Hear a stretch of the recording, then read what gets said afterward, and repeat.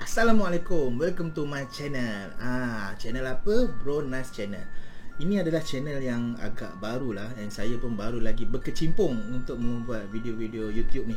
Video-video dekat channel aku ni akan banyak bercerita pasal pengalaman, sharing pengalaman, and mostly pada korang yang suka kan cerita-cerita seram, InsyaAllah stay lah dekat kita punya channel ni. Kita kongsi sama-sama cerita seram korang, cerita seram saya. So nanti korang yang berminat nak bagi tahu, korang boleh bagi tahu dekat komen kat bawah. Okey, ini video yang pertama. So harap korang maafkanlah kalau ada beberapa kesilapan saya ke, sebab ini saya punya video pertama and set pun belum betul-betul cantik lagi. Tapi insyaAllah nanti kita akan buat lagi cantik untuk dapatkan lagi korang feel. Okey, untuk korang yang berminat dengan konten aku, korang boleh pergi like, share and comment. Jangan lupa subscribe. Okay guys, jom kita mulakan dengan cerita seram yang pertama.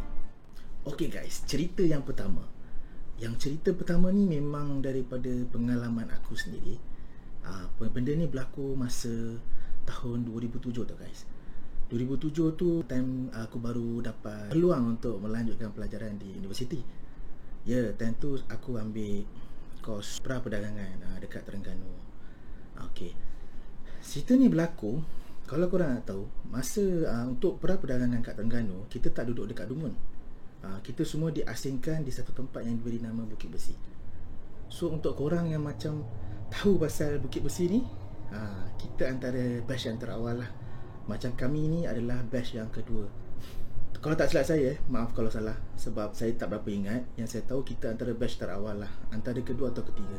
So bila sampai je kat sana, kita dah nampak dah tempat tu. Nampak memang tak nampak macam tempat yang kita jangka lah.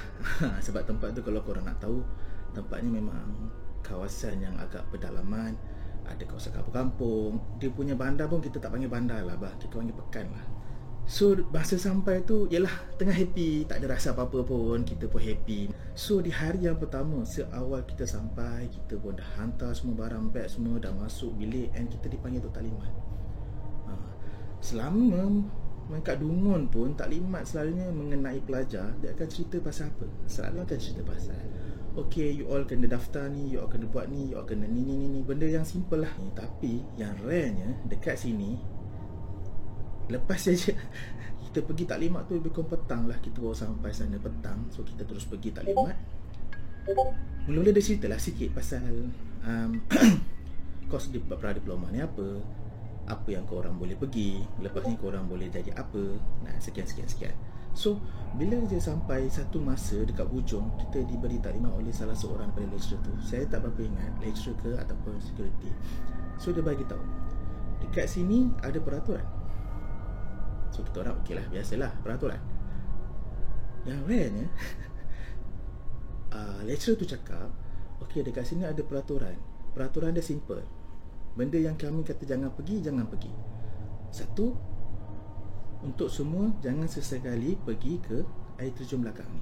Sebab apa? Kat kawasan tu, belakang kita punya U tu memang ada satu air terjun, tapi saya tak tahu, saya tak pernah pergi. Dan yang kedua, di asrama perempuan ataupun di kolej perempuan, korang dilarang ambil gambar dekat satu batu. Batu tu memang dia kata kalau korang tengok nak ambil gambar lah sebab cantik. Mungkin latar belakang dia ke atau batu tu sendiri, saya tak pasti. Sebab tu kat asrama perempuan. So time tu saya dah rasa pelik lah. Kenapa rare tu kat tempat dia? Kenapa mesti nak kena ada batang larang tu? So saya ignore lah. Okay, nak dia jadikan cerita, kita kat sana tak ada hiburan lain. So bila awak tak ada hiburan lain, itu yang mula rasa macam nak pergi. Nak tak pergi dekat sekian. So kita, lelaki tak ramai atau sama. Semua kita dalam tu, saya rasa tak sampai 100 pun lelaki. Bilik pun ada dalam 5 ke 6 bilik ke 7 ke 8 macam tu lah. So diorang ada beberapa orang lelaki ni terasa lah nak pergi. Sebab time tu weekend, kita tak ada buat apa, and diorang pergilah ke air terjun tu. Which is saya tak pergilah, diorang pergi. So diorang pergi, saya tak tahu apa berlaku. Diorang kata sangat cantik, diorang mandi-manda semua. And nak jadikan cerita, dalam esoknya, bukan hari tu tau, esoknya. So keesokan harinya, kami di sana, macam saya cakap, kami di luar bandar. Dia tak dekat dengan, dia hanya ada pekan. So bila kita semua diberi peluang untuk pergi ke Dungun. Sebab apa? setiap minggu kita yang di Bukit Besi akan dibawa ke Dungun untuk pergi pasar malam. Tu kira macam benda, kalau dekat KL ni kita macam pergi shopping mall lah. Tapi itulah kita punya benda yang untuk time tu, untuk seronok lah jalan jauh. Cumanya bila awak pergi ke Dungun, kita memakan masa hampir 3 jam. So pergi ke sana sejam, stay kat sana untuk membeli barang ataupun nak beli barang-barang, lepak sana lebih kurang sejam, and pulang balik dalam sejam. So kita akan pergi ke sana lebih kurang 3 jam lah. Okay, nak jadikan cerita, pada satu hari yang untuk ke pasar tu tiba. Seperti biasa, orang semua akan yelah, benda seronok, dapat keluar dari tempat tu. Ramai yang nak pergilah, semua bersiap. Cuma tak tahu kenapa time tu saya agak malas. Sebab mungkin saya dah pernah pergi sekali, so tak ada apa sangat, setakat pasar je yang saya penat. So mungkin time tu saya rasa tak nak pergi. So adalah seorang kawan roommate saya lah, roommate saya, yang nama dia Naim tegur saya. Dan tu saya tengah baring dekat saya punya katil. Dia tegur, Nas, aku nak pergi pasar ni, kau nak ikut tak? Tu time tu saya memang agak tengah malas agaknya. Saya ngantuk, saya rasa time tu. So saya pun cakap lah dengan dia, tak kot Naim, kau gerak lah. So dia kata, Nas, ini bukan pergi pekan tau, ini nak pergi Dungun ni, kau seorang nanti 3 jam. Dia kau macam tu lah dia cakap. So saya pun paling teruskan kehidupan saya nak tidur. So dia kata, okey lah aku gerak. So time tu diorang gerak, kalau tak silap saya lah lebih kurang dalam pukul 4 macam tu lah, 4 ke 4.30 macam tu lah. Okay, so diorang pun pergi. Memang agak sunyi lah time tu, saya tak sedar, saya tak ingat sebab saya terlelap. So bila saya dah terlelap tu, tiba-tiba saya terjaga. Saya terjaga yang jenis terkejut tu guys. Korang pernah tak lalu ini? Awak tengah tidur, tengah sedap, tiba-tiba terjaga. Saya cakap, apa ni? Saya sempat tengok jam time tu. Saya tengok jam handphone. So saya tengok handphone time tu lebih kurang dalam pukul 7 suku macam tu, lebih kurang lah. So saya macam lepas saja tengok handphone tu, saya terperasan satu benda. Sebelum tu saya bagi tahu, saya punya bentuk bilik, saya punya katil menghadap pada toilet. Contoh depan ni toilet, ini saya punya katil melunjuk ke toilet. So kaki saya tu ke arah toilet lah. So bila kita baring, kepala kita akan nampak ke arah toilet. Betul? Okay, so masa saya tengah terjaga tu, lepas saya tengok handphone, saya terpandang dekat depan toilet. Dan tu saya nampak sesuatu. Saya nampak sesuatu, yang sesuatu tu yang bersosok manusia lah, yang dia berwarna putih, hitam-hitam sikit, sebab dia sama-sama. So time tu saya fikir saya ramai. So saya sempatlah garu gosok-gosok mata. Saya tengok balik, ya Allah, mimpi katnya ni. Saya sebab cakap yang tu. So elok je saya cakap Alhamdulillah, sebab bukan kan. Bila tengok saya tak ada, saya dah lega lah. Dan saya cuba gerakkan badan. Tiba-tiba guys, badan saya semua tak boleh gerak. Aduh, dah kena impak ni. Jari saya pun tak boleh gerak guys. Jari tak boleh gerak, kaki tak boleh gerak. Ya apa hal ni? So masa saya tengah tak boleh gerak-gerak tu, and time tu mata saya tutup, saya rasa saya tak pandang. So dalam keadaan tengah gelap, tengah tak boleh gerak tu, kita jadi panik. Saya dengar bunyi dia seakan-akan macam ni guys. Bunyi orang berdengus dekat sangat dengan telinga saya. So saya rasa, apa benda ni? Sebab saya pernah mengalami impak tau. Saya rasa mostly orang lain pun memang akan pernah mengalami perasaan ni. Tapi yang lain, sebab saya tak pernah dengar bunyi. So bila saya dengar bunyi tu, mata saya macam, apa benda ni? Dan aku buka, itulah benda paling menyesal aku buat. Sebab apa? Kenapa aku buka mata? Sebab masa aku buka mata, aku kepandang ke kiri sikit, apa yang aku nampak dekat depan toilet tu, dia ada dekat atas badan aku kan. Ya, dia ada mencangkung sampai cangkung yang ke depan ni macam ni. Tapi saya tak nampak muka lah, saya nampak dalam bentuk je. Bila jadi macam tu, awak jadi lagi panik sebab awak tak boleh gerak tau. Bila awak tak boleh gerak, awak punya mata memang nampak belah situ je. Dia memang atas badan saya, betul-betul dekat saya punya dada. So bila benda tu jadi, so kita memang takut lah. So bila jadi macam tu, saya terus gabra. Saya baca macam-macam. Saya baca Al-Fatihah dah tak betul, saya baca surah 3 kul dah tak betul, nak katakan surah ayat kursi pun dah tak betul guys. Sebab tentu memang saya sangat-sangat takut. Dan saya dapat rasa yang saya punya jantung berdegup laju. Lagi saya baca, lagi kuat bunyi dia dekat sebelah telinga. And awak cuba nak tutup mata sebab awak tak nak tengok. So bila benda tu saya mula dah semakin takut. Saya dah tak boleh dah. Saya cuba baca ayat semua dah tak betul. And time tu saya dah macam, oh, ni tak boleh ni, nak tak nak aku kena lepaskan. So saya cuba dengan sekuat hatinya, saya lepaskan. Saya dapat terbangun. Bila saya dapat terbangun tu, mata saya masih tutup. So saya buka slow-slow, alhamdulillah tak ada. Tapi saya punya badan memang meremang gila. Seram-seram sejuk. Dengan saya punya badan berpeluh. Tengah-tengah menung tu, pintu pula buka. Allah, dia buka pintu biasa je, tak kuat pun. Saya sendiri yang dalam keadaan takut time tu kan. Rupa-rupanya diorang dah balik. Time tu lebih kurang tengah maghrib lah. So dia balik. Ayat pertama yang keluar daripada mulut Naim adalah, bro, okey lah? Aku tak jawab apa-apa, aku senyap je. Dia cakap, hai, muka macam nampak hantu je. So time tu aku memang senyap gila. And aku turun daripada katil sebab dah ada orang. Dia dah buka lampu semua. And aku terus pergi toilet, mandi siap semua. Terus termenung beberapa minit juga kot, dekat 30-40 minit juga lah. So benda tu berlaku. And lepas esok harinya barulah saya cerita dekat diorang. So bila saya cerita dekat diorang, baru saya tahu masa kejadian tu, dalam masa 3-4 hari lepas saja diorang pergi air terjun tu, actually banyak benda berlaku dekat asrama perempuan berlaku, yang dekat lelaki saya dan ada beberapa kawan yang lain. Semuanya cerita berbeza. Ada yang nampak dekat sini, ada yang nampak dekat sini. So itulah first pengalaman saya yang memang saya sendiri lalui pada tahun 2007. Okey, jom kita pergi ke cerita seram yang kedua. Masih lagi tajuk yang sama, cerita hantu asrama.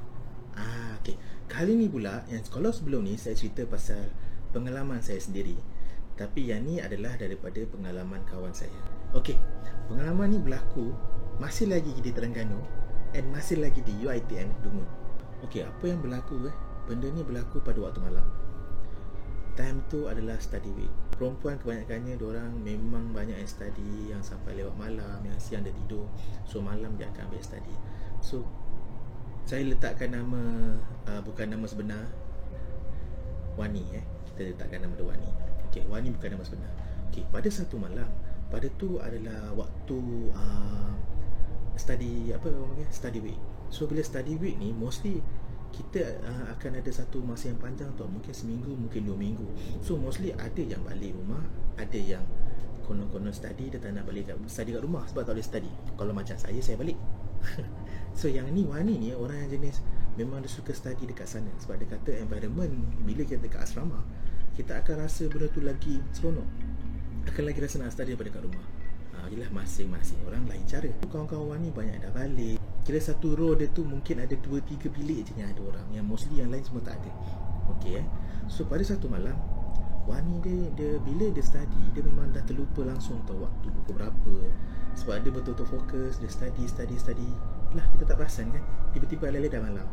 So bila malam tu, you tak tahu jam pukul berapa. Mungkin pukul 8, mungkin pukul 9. So Wani ni dah study and dia rasa letih lah. Mungkin dia nak tidur lah time tu. So sebelum tidur, macam biasalah perempuan akan cuci muka dulu, membersihkan diri dulu. So benda tu benda wajib yang diorang kena buat. Dia tak macam lelaki. Lelaki ni korang pun tahulah, jangan tipu kata korang tak buat. Okay. So Wani ni dia teruslah pergi bersiap-siap nak pergi ke toilet. Dia berada di tingkat 1. So bila tingkat 1, dia punya bilik tu memang penghujung di hadapan. So bermakna kalau nak pergi toilet tu jauh sikit lah, pergi ke belakang. So toilet untuk asrama, korang pun tahu, tak ada dalam bilik, semuanya dekat luar. So kita ni toilet konsep berkongsi. So bila Wani pergi ke toilet, macam biasa, Wani tak fikir apa-apa. Wani jalan macam biasa, sambil bawa dia punya perkakas bersih gigi, nak semua benda tu, peralatan perempuan. So bila sampai dekat toilet, Wani dalam keadaan otak yang kosong. Dia baru lepas tadi, and dia nak rehat, besok mungkin nak sambung belajar. So dia tengah gosok-gosok gigi, basuh-basuh muka, gosok gigi. So dekat dalam toilet tu, kita ada lebih kurang dalam 7 atau 8 kemungkinan ada tempat mandi. So bila dia pergi dekat situ, awak bayangkan di depan ni adalah dia punya cermin untuk gosok gigi satu panjang. Ni pintu keluar kat sini. Ni cermin untuk korang gosok gigi. So di belakang Wani ni adalah tempat orang mandi and tempat toilet. Okay, faham So masa dia tengah gosok-gosok gigi time tu, so Wani terdengar macam ada bunyi air. Masa dia masuk dia tak perasan lah, dia tak perasan ataupun dia tak sedar, tak pasti. So time tu dia rasa macam siapa tu? Kalau kau nak tahu bunyi dia macam seakan-akan orang tengah membasuh baju. Orang basuh baju. Rare juga kan, siapa pula basuh pakai tangan ni? Sebab apa? Kalau korang nak tahu, dekat tempat kita punya toilet tu, dia memang ada sediakan satu tempat untuk korang nak basuh tangan tau. Tapi dia bukan kat situ, dia dalam toilet. Tapi Wani time tu masih tak fikir lagi. Apa Wani cakap? Wani cakap macam ni, "Ui, lambatnya basuh baju." Asal tak basuh mesin je. Dia cakap macam tu. And lepas tu Wani cakap macam tu, yang stop. Tapi dia tak nyaut. Benda tu stop. So Wani macam marah ke? Wani masih tak tahu lagi. And time tu lah baru Wani terdetik nak tengok jam pukul berapa. Korang nak tahu tak geng, time tu pukul berapa? Time tu adalah jam pukul 3.30 pagi. Apa kejadahnya orang nak basuh baju pukul 3.30 pagi? Berani betul. So bila je Wani dah tahu jam time tu dah pukul 3.30 pagi, Wani punya perasaan macam berbau. Dia dah mula rasa takut. Yang jadi tak syoknya, member dekat ujung sekali tau, jauh tu nak pergi patah balik, nak balik. So benda tu dah tak bunyi. Yang nak kira lagi seram tu, air yang menitik, bunyi air keluar tu pun dah tak bunyi. So Wani habiskan dia punya apa yang dia punya tengah buat tu. Dia settle dalam kepala dia. Dia fikir lepas ni dia keluar, dia nak terus balik, nak terus tidur, which is dekat bilik dia duduk seorang. Okay, so time tu Wani dah settle dah nak tu. Apa yang menakutkan adalah dia nampak sesuatu yang tengah memerhati tajam dekat Wani. Dia tunduk sikit, dia agak tunduk sikit, tapi dia punya mata dia tak perasan sangat, tapi dia punya tunduk tu menuju pada Wani. So Wani dah nampak. And time tu benda tu betul-betul berada di tepi pintu keluar. Bagus. Macam ni Wani nak keluar tau. So time tu Wani dah perasan. Bila dah perasan, awak dah tak boleh nak sorokkan, awak dah mula nak baca kat orang toilet. So apa yang Wani buat? Wani jalan slow-slow dengan harapan benda tu tak ada datang dekat ke ataupun menunjukkan sosok yang lagi menakutkan. So Wani terus jalan slow-slow, benda ni dah makin dekat. And bila benda tu betul-betul dekat sebelah Wani, nak tahu tak apa yang berlaku? Benda tu cakap, "Dah tahu ke?" Ya kan, dia tegur. So itu yang berlaku kat Wani. Bila Wani jalan kat sebelah tu, bila dia tegur, lintang pukang Wani terus gerak, lari. Dia terus lari sekuat hati. Apa benda yang dia pegang tu semua dia tinggalkan. Gila tu, kalau saya sendiri pun mau pingsan kat situ. Itulah cerita Wani. Okay geng, macam mana geng? Minta like and share. Cuba, kalau korang berminat dengan cerita-cerita hantu, kalau korang rasa korang ada cerita yang lagi best, cerita yang lagi menarik, korang boleh hantarkan dekat saya. Kat bawah ni saya sediakan email, ataupun korang boleh komen kat bawah korang nak cerita apa. Okay gang, thank you for support. Thank you untuk tengok saya punya first video ni. Thanks daripada Pro Channel. Okay, bye. Thank you.